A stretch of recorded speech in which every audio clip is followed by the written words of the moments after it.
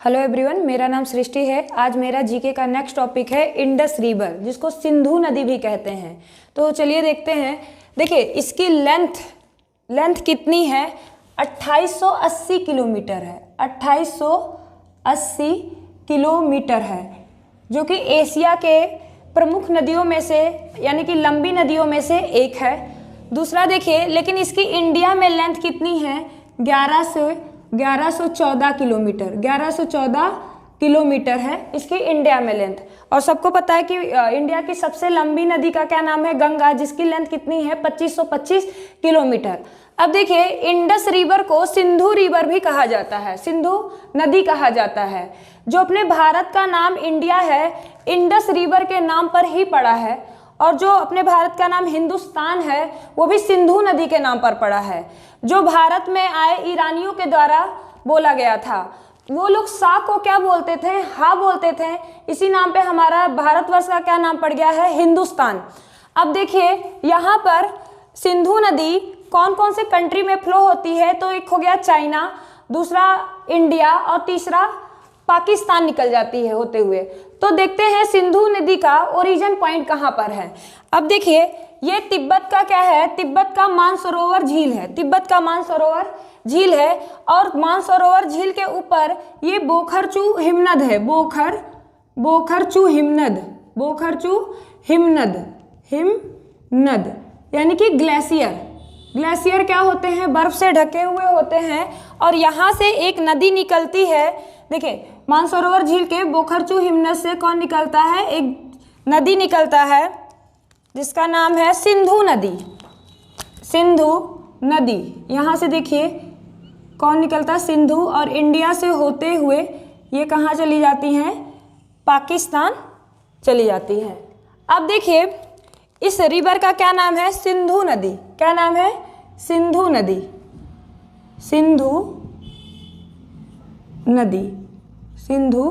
नदी। ये देखिए, तिब्बत के मानसरोवर झील के बोखरचू हिमनद से निकलती हैं। तिब्बत में इसका नाम सिंघी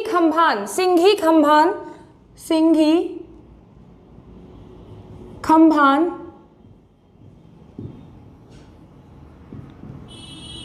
या फिर शेरमुख के नाम से जाना जाता है। शेरमुख। तिब्बत वाले इसको किस नाम से जानते हैं? शेरमुख या सिंघी खम्भान के नाम से जानते हैं। अब देखिए, ये कौन है? कैलाश। ये देखिए, ये क्या है? कैलाश पर्वत है। कैलाश पर्वत के नीचे भी यहाँ पर देखिए ये कौन झील है? इस झील का नाम है राक्षस ताल या फिर राकस ताल। यहाँ से भी एक नदी निकलती है, जो डायरेक्ट इंडिया से होते हुए पाकिस्तान निकल जाती है और सिंधु नदी में मिल जाती है। अब देखिए, यहाँ पर जिस पॉइंट से सिंधु नदी ने एंट्री की है, भारत में एंट्री की है, इस पॉइंट का नाम है दमचौक।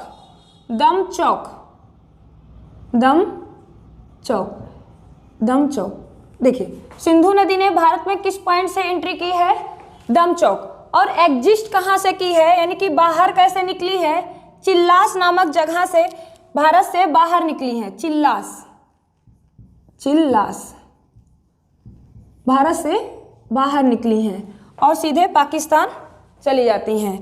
अब देखिए, सिंधु नदी में यहाँ से होते हुए एक और रिवर, इस रिवर का नाम है चेनाब नदी, जो कि सिंधु नदी में जाकर मिलती हैं। अब देखिए, इस रिवर का क्या नाम है? चेनाब। सी लिख दे रहे हैं यहाँ पर, चेनाब। अब देखिए, इसके ही ऊपर से एक और नदी निकलती है जिसका नाम है झेलम। और ये भी किससे जाके मिलती है? ये चेनाब से जाके मिलती है। सिंधु से जाके नहीं, चेनाब से जाके कौन मिलता है? झेलम नदी किससे जाके मिलती है? चेनाब से जाके मिलती हैं। अब देखिए, जो झेलम नदी है जम्मू कश्मीर से निकलती है। शेषनाग झील से कौन निकलता है? झेलम नदी निकलती है।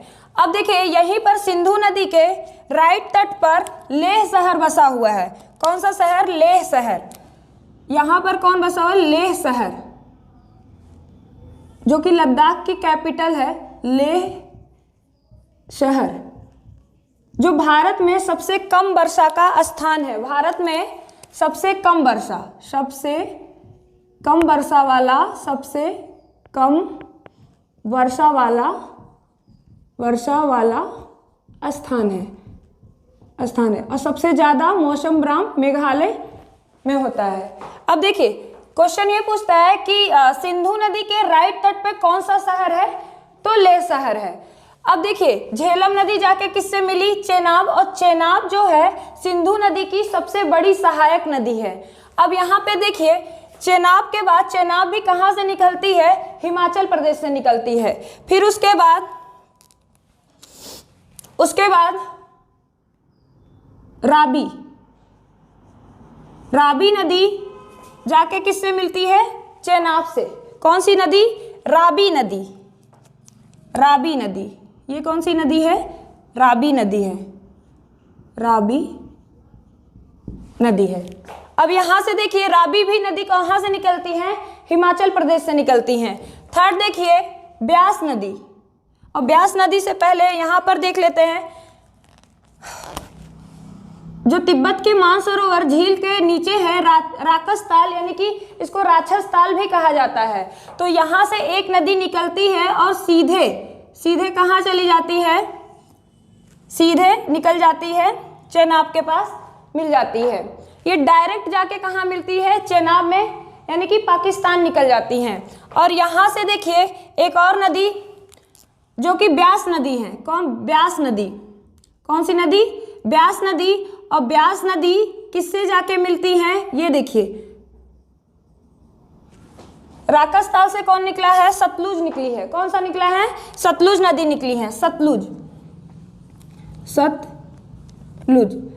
भी बोलते हैं इसको।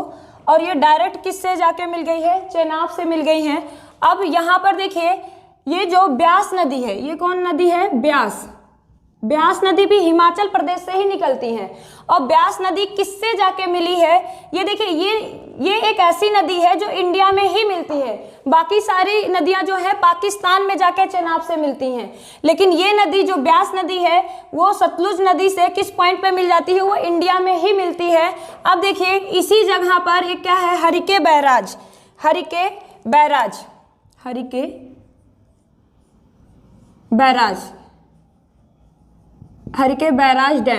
Barrage dam. और यहीं से एक नहर निकाल दिया गया है, एक नहर, इस नहर का नाम है इंदिरा गांधी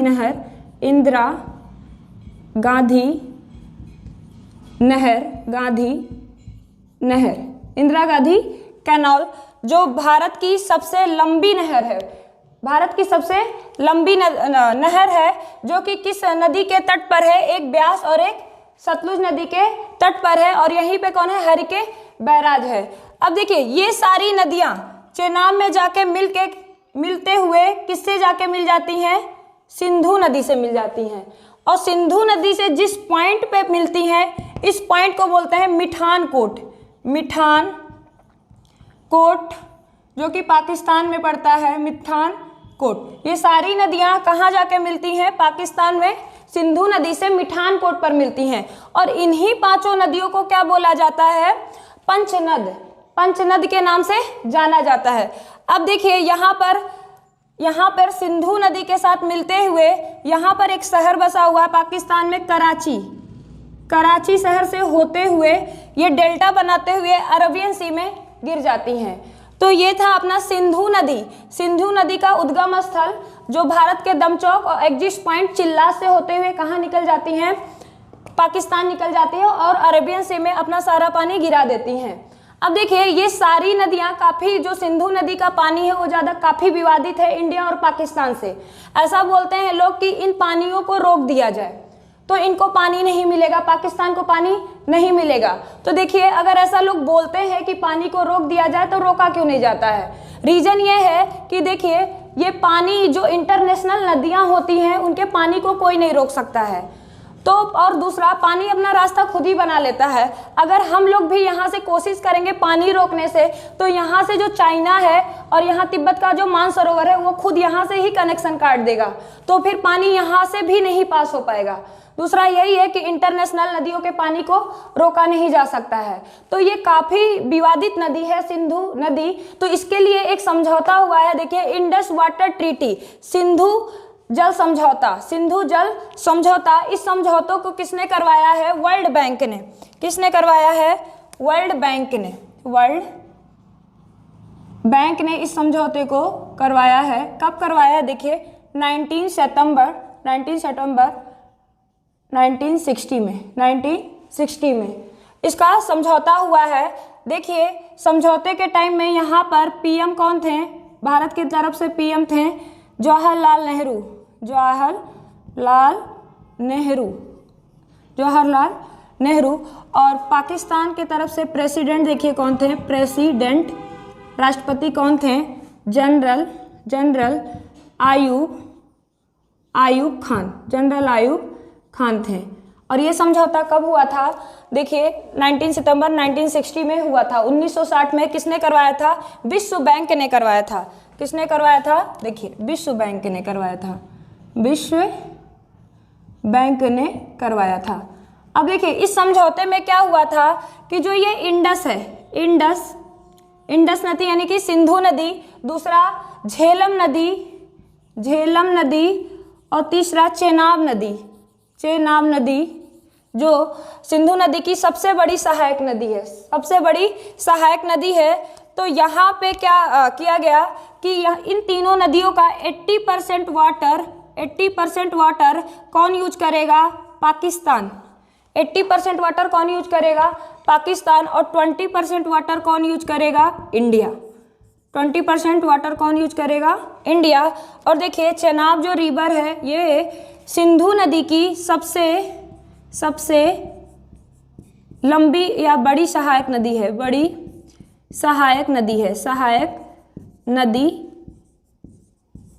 है या फिर लंबी सहायक नदी है। अब देखिए, तो इन तीनों नदियों का पानी 80% कौन यूज करेगा? ये पाकिस्तान। और 20% कौन यूज करेगा? इंडिया यूज करेगा। फिर इधर देख लीजिए, तीनों हो गए। अब इसका नाम राबी, ब्यास, सतलुज। इन तीनों नदियों का वाटर देखिए 80% कौन यूज करेगा? 80% इंडिया और 20% कौन यूज करेगा? पाकिस्तान। 20% कौन यूज करेगा? पाकिस्तान था। तो ये समझौता किसने करवाया था? वर्ल्ड बैंक ने करवाया था। अब देखिए, यहाँ पर ओल्ड नाम देखिए, यानी पुराने नाम, इन पांचों नदियों के पुराने नाम देखिए। इंडस को तो सिंधु नदी ही बोला जाता है, और यहाँ पे देखिए झेलम नदी को बितिस्ता नदी कहा जाता है। पुराणों में इसको क्या कहा जाता है? बितिस्ता। और ये झेलम नदी निकलती है जम्मू एंड कश्मीर के शेषनाग झील से निकलती हैं। अब ये देखिए, चेनाब, राबी, ब्यास। चेनाब को अशकनी बोला जाता है, राबी को पुरुषनी और ब्यास को बिपाशा बोला जाता है। ये तीनों नदियां देखिए हिमाचल प्रदेश से निकलती हैं। हिमाचल प्रदेश, ये भी हिमाचल प्रदेश और ये भी हिमाचल। और इंडस कहाँ से निकलती है? मानसरोवर के बोखरचू हिमनद से निकलती हैं। अब देखिए, ये जो सतलुज है ये कहाँ से निकलती है? तिब्बत से, यानी कि राक्षस ताल या फिर राकस ताल झील से निकलती हैं। तो ये था पूरा सिंधु नदी के बारे में overview. I hope you like my video. Thank you so much.